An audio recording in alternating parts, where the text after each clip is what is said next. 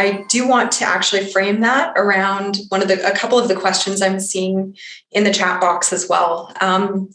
So one of the questions is, is it better to go with a large distributor or a small distributor? And how do you get distributor focus and attention and time when there's thousands of products in the portfolio? So that's a great segue.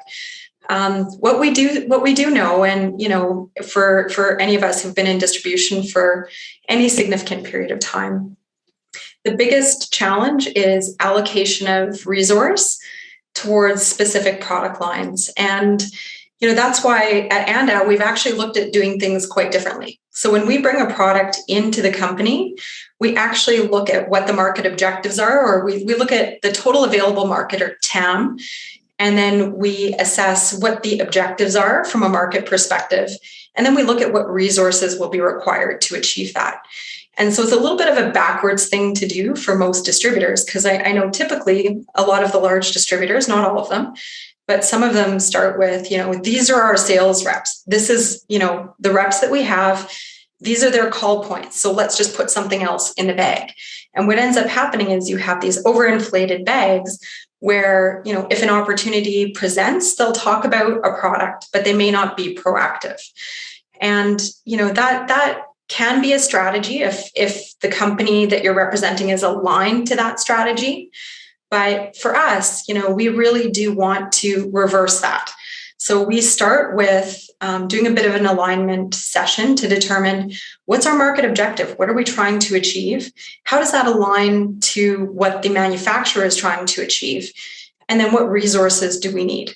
So as a small boutique distributor, we really do have the flexibility to put more focus around the products that we feel need to have good representation, and they don't get lost in the bags and portfolio, as they would with a distributor that has thousands and thousands of products in the bag. And, when that relationship doesn't go well, that's when we hear from the manufacturers. Yeah, I think on the distributor side, Sandi has a very, very structured way to go about it. We also try to have that kind of approach. Basically, we would make sure that we allocate our selling time based on the business opportunity, right? Is the ability to grow, the ability to drive profitability. So we would basically give more focus on most profitable products. That was the key driver.